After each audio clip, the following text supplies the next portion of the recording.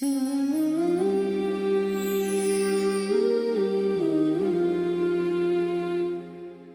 alaikum. Why do you recite the Quran? Some people, they recited Quran because they are Muslims. They feel that the duty for every Muslim is just to recite, even without reflection. Some people, they recite Quran for protection from evil eye or from envy.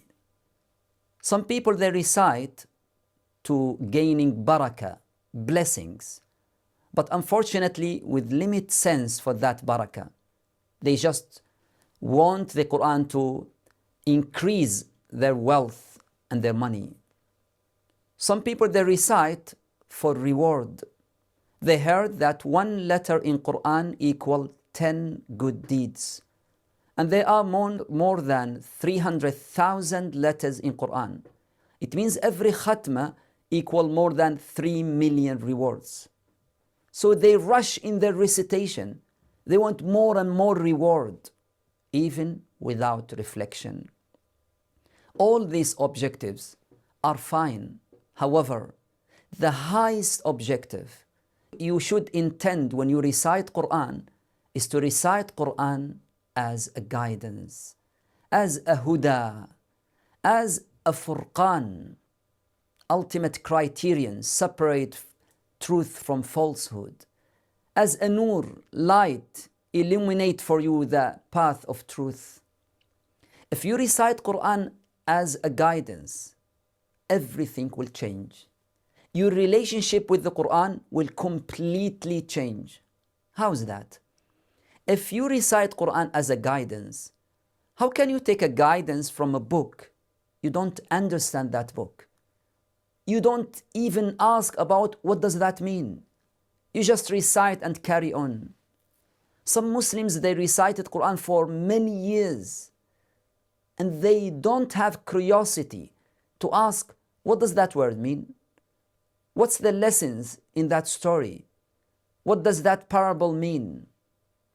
Because they don't recite Quran as a guidance. So when you recite Quran as a guidance, number one, you'll try and you'll start your journey for asking questions about the Quran. You want to understand, because you can't take guidance without understanding. You will go for one page, and maybe you will recite that one page in half an hour. Yes, half an hour. Do you know why? Because you will ask a lot of questions. You will ask, number one, what does that word mean? You will come across a story. You should ask, what lessons I can derive from that story in my own life? Every story in Quran is for you and me. We should derive lessons to our own life. You will come with a lot of amthal, parables, which need a deep reflection.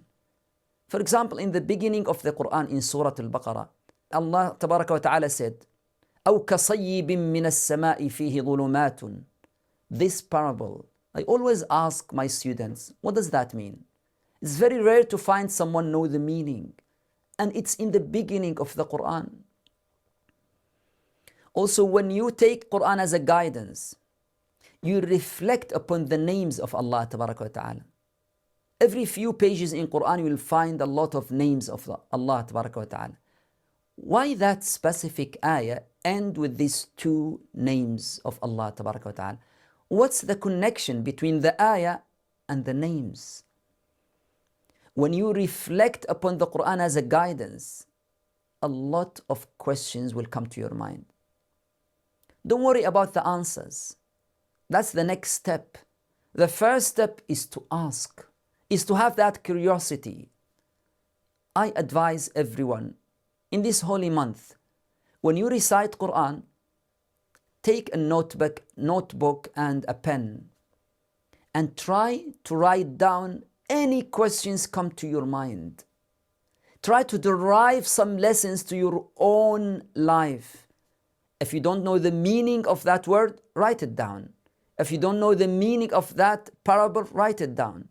If you don't know why these two names connect to that ayat, write it down and reflect. You will enter a journey which is unbelievable. May Allah give us that type of reflection. Assalamu alaikum.